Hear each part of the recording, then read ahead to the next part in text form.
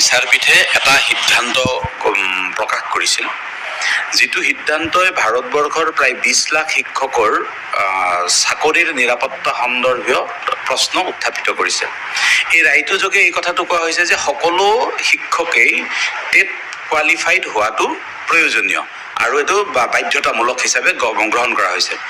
ইয়াৰ পিছতেই আমাৰ অখিল ভাৰতীয় প্ৰাথমিক শিক্ষক সংঘৰ জৰিয়তে আমি কোৰ্টত ৰিভিউ পিটিশ্যন ফাইল কৰিছিলোঁ আৰু কোৰ্টৰ ৰিভিউ পিটিশ্যন ফাইলটো যোৱা 13 মে তাৰিখে শুনানি হোৱাৰ পিছত ইতিমধ্যে সেই আগৰ সিদ্ধান্তকে দুজনীয়া বিচাৰপীঠে ভাল ৰাখিছে আৰু সকলো শিক্ষককে টেট পাছ কৰিব লাগিব বুলি সিদ্ধান্ত প্ৰকাশ কৰি তেওঁলোকৰ নিৰ্দেশনা প্ৰকাশ কৰিছে। এতিয়া বিষয়টো হ'ল এইটোৱে যে আমি দেশৰ শিক্ষকসকল যেতিয়া নিয়োজিত হয় প্ৰতিটো সময়তে একোটা নীতিৰ মাজেৰে নিয়োজিত হয় আৰু এটা নিযুক্তি প্ৰক্ৰিয়াৰ বিধি সলনি হৈ নতুন এটা নিযুক্তি প্ৰক্ৰিয়াৰ বিধি আহিলে পুৰণি বিধিটো অবৈধ হৈ যাব। এনেধৰণৰ নিৰ্দেশনাই যদি চলিত হয় তেনেহ'লে দূৰ ভৱিষ্যতলৈকে সকলো শিক্ষকৰ নিৰাপত্তাহীনতা হ'ব। অকল শিক্ষকৰেই নহয়, এই সিদ্ধান্তটো কাৰ্যকৰী হ'লে কাইলৈ অন্য বিভাগৰ কাৰণেও একেই ধৰণৰ সংশয় সন্দেহ সৃষ্টি হ'ব। সেইবাবে আমি ইতিমধ্যে কেন্দ্ৰীয় চৰকাৰৰ সন্মানীয় প্ৰধানমন্ত্ৰী, মহামহিম ৰাষ্ট্ৰপতি, ভাৰতবৰ্ষৰ শিক্ষামন্ত্ৰী আৰু অন্যান্য ৰাজনৈতিক দলসমূহৰ ৰাষ্ট্ৰীয় সভাপতিলৈকে যোৱা 10 জুন তাৰিখৰ পৰা আমি স্মাৰক পত্ৰ প্ৰদান কৰা কাৰ্যসূচী আমি ইতিমধ্যে ৰূপায়ণ কৰিছোঁ। আনহাতে অহা 15 তাৰিখৰ পৰা আমি MP সকললৈকে আমি নক দা ড'ৰ কাৰ্যসূচী এটা আমি ৰূপায়ণ কৰিবলৈ সিদ্ধান্ত গ্ৰহণ কৰিছোঁ। তাৰ পিছতে আমি মহামান্য উচ্চতম ন্যায়ালয়ত আমি কেনেকৈ এই বিষয়টো পুনৰ আবেদন কৰিব পাৰি এই বিষয়ে আমি চিন্তা চৰ্চা কৰিছোঁ। এইকাৰণেই যে ইয়াৰ জৰিয়তে যিটো শিক্ষক বা অন্যান্য ক্ষেত্ৰৰো চৰকাৰী কৰ্মচাৰীসকলৰ বাবে এটা নজিৰ সৃষ্টি হ'ব আৰু যিটো নজিৰে সকলোৰে ভৱিষ্যতৰ প্ৰতি এটা শংকা সৃষ্টি কৰিব। এই সিদ্ধান্ত বাতিলৰ বাবে আৰু এই সিদ্ধান্ত পুনৰ বিবেচনাৰ জৰিয়তে নতুন সিদ্ধান্ত গ্ৰহণৰ বাবে আমি বিধায়ক সাংসদসকলৰ প্ৰতি আমি আহ্বান জনাম আৰু আমি সাংসদসকলক ক'ম যে 21A আৰ্টিকলৰ অধীনত যি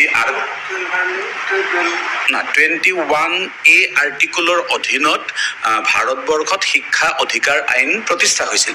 এই শিক্ষা অধিকাৰ আইনখন যেতিয়া 2017 চনত এমেণ্ডমেণ্ট কৰিছিল, সেই এমেণ্ডমেণ্টৰ সময়ত থকা এটা চেণ্টেন্স, যিটো চেণ্টেন্সৰ ডেৰ্থ অৰ্থ আছে যে যদি চিন্তা কৰা যায় এইটো সকলো শিক্ষকে টেট কৰিব লাগে, যদি উল্টাকে ভবা যায় যে নহয় 2010ৰ পিছৰখিনিয়ে কৰিব লাগে, এনেকুৱা এটা ডেৰ্থ অৰ্থ থকা কাৰণে কোৰ্টে আৰ্টিকল 12(1)ৰ আধাৰত নিজাববীয়াকৈ এটা সিদ্ধান্ত দি দিছে যে সকলো শিক্ষকে মেণ্ডেটৰী টেট পাছ কৰিব লাগে।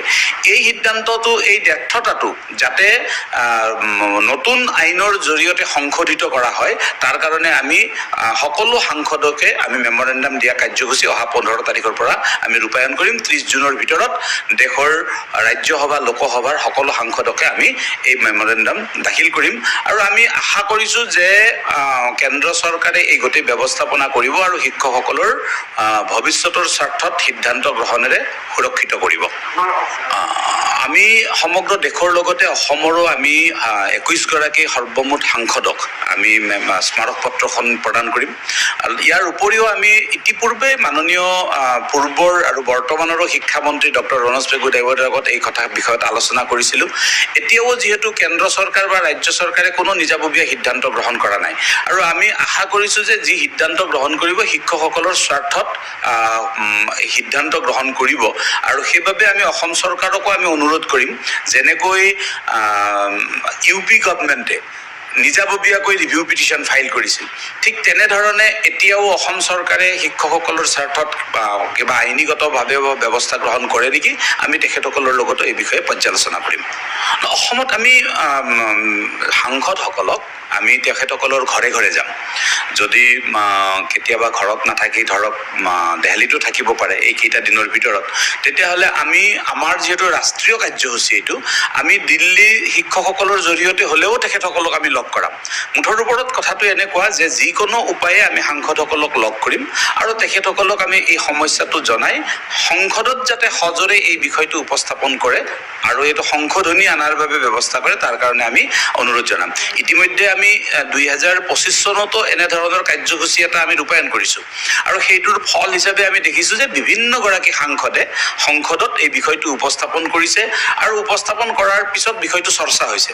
চৰ্চা হৈ থকা বিষয়টো যাতে সিদ্ধান্তলৈকে যায় তাৰ কাৰণে আমি সকলোকে অনুৰোধ